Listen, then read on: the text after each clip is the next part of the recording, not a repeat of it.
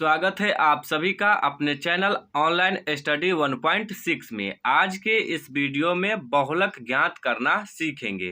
देखिए, board exam में बहुलक से 3 टाइप के प्रश्न पूछे जाते हैं, तो तीनों टाइप के प्रश्न को सॉल्व करना इसी वीडियो में सीखेंगे। तो चलिए शुरू करते हैं। देखिए, ये है पहला टाइप का प्रश्न। इसमें सिर्फ आंकड़ा दिया रहता है और इसका बहुलक हम लोगों को ज्ञात करना पड़ता है। तो इस टाइप के प्रश्न को कहते हैं यथा प्राप्त आंकड़ा। और दूसरा टाइप का प्रश्न होता है जो कि इस टाइप का प्रश्न रहता है। इस टाइप के प्रश्न को कहते हैं अवर्गीकृत आंकड़ा। और तीसरा टाइप का प्रश्न जो है वो इस टाइप का प्रश्न रहता है, इसको कहते हैं वर्गीकृत आंकड़ा। वर्गीकृत आंकड़ा इसको क्यों कहते हैं? क्योंकि देखिए, इसमें वर्ग अंतराल दिया हुआ है, इसलिए इसको वर्गीकृत आंकड़ा कहते हैं। और ये जो दूसरे टाइप का प्रश्न है, इसमें वर्ग अंतराल नहीं दिया हुआ है, इसलिए इसको अवर्गीकृत आंकड़ा कहते हैं। तो चलिए पहले टाइप के प्रश्न से सीखते हैं। तो देखिए, पहला टाइप का प्रश्न है निम्नलिखित आंकड़ों का बहुलक ज्ञात कीजिए। और आंकड़ा दिया हुआ है 3, 4, 7, 2, 9, 7, 9, 7। तो देखिए, जब कभी भी इस तरह का प्रश्न हो तो सबसे पहला काम करना है कि जो संख्या सबसे ज़्यादा बार रहेगा वही कहलाएगा आंकड़ा का बहुलक। तो यहाँ पे सबसे पहला काम करेंगे कि गिनेंगे कि कौन सी संख्या कितनी बार है। तो देखते हैं। देखिए, ये जो 3 है ये कितनी बार है? तो एक बार है। इसके अलावा कोई है क्या? नहीं है। तो 3 कितनी बार है? एक बार। तो यहाँ पे लिख लेते हैं 3 एक बार। ये आप लोगों को समझने के लिए लिख रहे हैं। अब देखेंगे 4, 4 कितनी बार है? तो 4 भी एक ही बार है, तो लिख देंगे 4 एक बार। अब देखते हैं 7, 7 कितनी बार है? तो 1, 2 और 1 3 बार है, तो लिखेंगे 7 3 बार।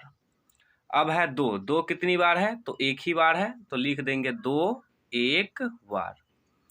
अब देखिए 9, 9 कितनी बार है? तो एक और एक 2 बार है, तो लिख देंगे 9 9 2 बार। अब देखिए, अब कोई भी संख्या छूट गया क्या? तो कोई भी संख्या अब नहीं छूटा है।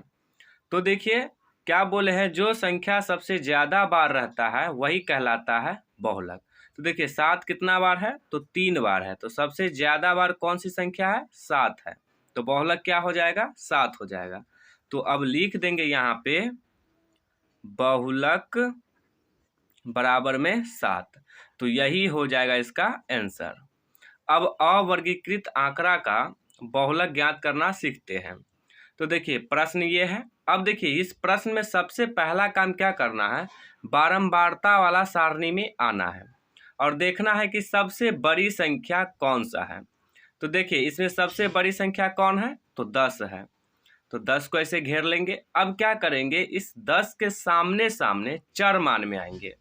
तो देखिए 10 के सामने सामने चर मान में कितना है? तो 5 है, तो ये 5 जो है यही हो जाएगा इसका बहुलक। तो अब इसमें लिख देंगे बहुलक बराबर में 5। तो यही हो जाएगा इसका आंसर। अब तीसरे टाइप का प्रश्न देखते हैं। तो देखिए, तीसरे टाइप के प्रश्न है वर्गीकृत आंकड़ा में। तो इस प्रश्न को सॉल्व करने से पहले इसको पहले इस टाइप से लिख लेते हैं। तो लिख लिए हैं, यहाँ पे वर्ग अंतराल लिख लिए और इसमें बारंबारता लिख लिए। देखिए, इस तरह के प्रश्न को सॉल्व करने के लिए सबसे पहले हम लोगों को बहुलक वर्ग ज्ञात करना होगा। क्या ज्ञात करना होगा? बहुलक वर्ग। बहुलक वर्ग ज्ञात करने के लिए बारंबारता वाला सारणी में आते हैं। अब देखेंगे कि बारंबारता वाला सारणी में सबसे बड़ी संख्या कौन है। तो देखिए, इसमें सबसे बड़ा संख्या कौन सा है? तो देखिए ये 8 दिख रहा है, तो 8 को घेर लेंगे। अब इस 8 के सामने सामने आएंगे वर्ग अंतराल में। तो ये वर्ग अंतराल में आए, तो वर्ग अंतराल में कितना है? तो 3 से 5 है, तो इसको भी घेर लेते हैं। तो देखिए, ये जो 3 से 5 है यही हो जाएगा बहुलक वर्ग। तो अब लिखेंगे बहुलक वर्ग बराबर 3 से 5।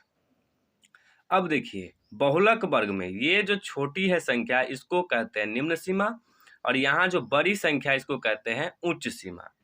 निम्न सीमा को लिखते हैं L से, तो लिखेंगे L बराबर में हो जाएगा 3। अब निकालेंगे H। देखिए H बराबर होता है उच्च सीमा माइनस निम्न सीमा। तो देखिए इसमें उच्च सीमा कितना है 5, तो लिखेंगे 5 माइनस निम्न सीमा कितना है तो 3, तो लिखेंगे 3। अब 5 में से 3 को घटाएंगे तो कितना आ जाएगा 2, तो H का मान आ गया 2।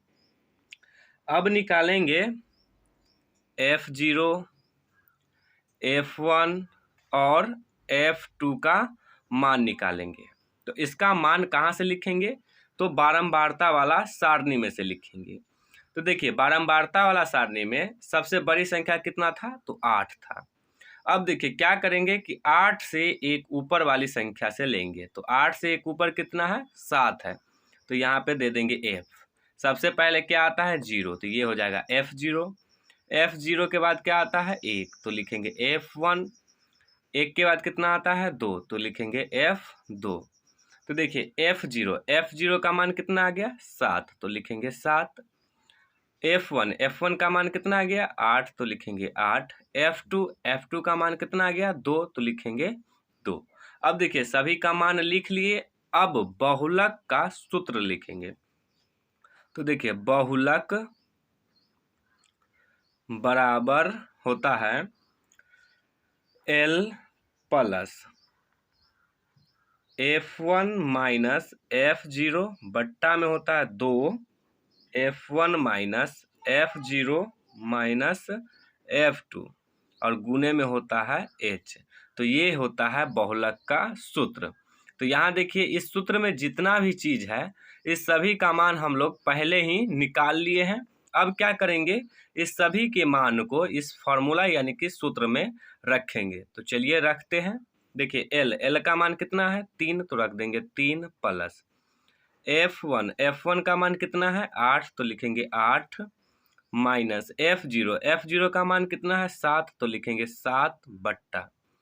अब देखिए 2 है तो लिखेंगे 2, इस बीच में कोई चीज नहीं तो गुना का। अब है F1 का मान कितना है 8, तो लिखेंगे 8 माइनस F0 का मान कितना है 7, तो लिखेंगे 7 माइनस F2 का मान कितना है 2 है, तो लिखेंगे 2 गुने H का मान कितना है 2, तो लिखेंगे 2।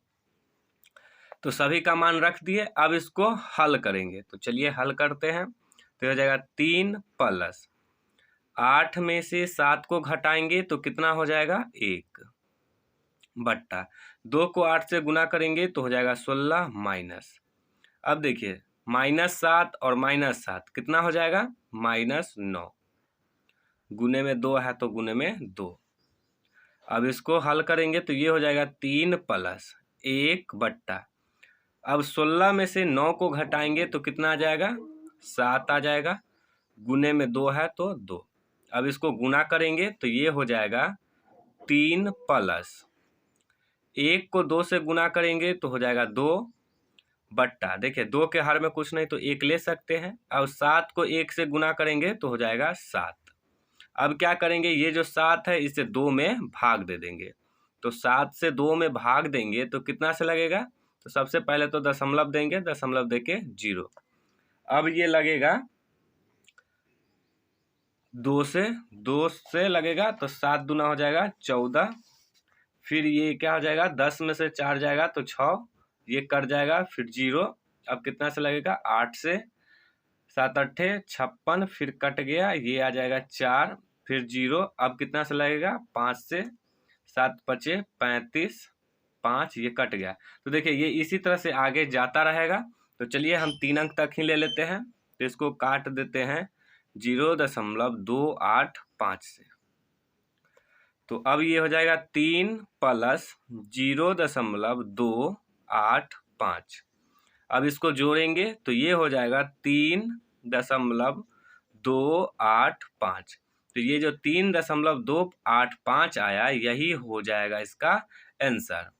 तो उम्मीद है कि आप लोगों को ये तीनों टाइप का प्रश्न समझ में आ गया होगा। यदि तीनों टाइप का प्रश्न समझ में आ गया हो तो इस वीडियो को लाइक कर दीजिएगा और चैनल को सब्सक्राइब जरूर कर दीजिएगा।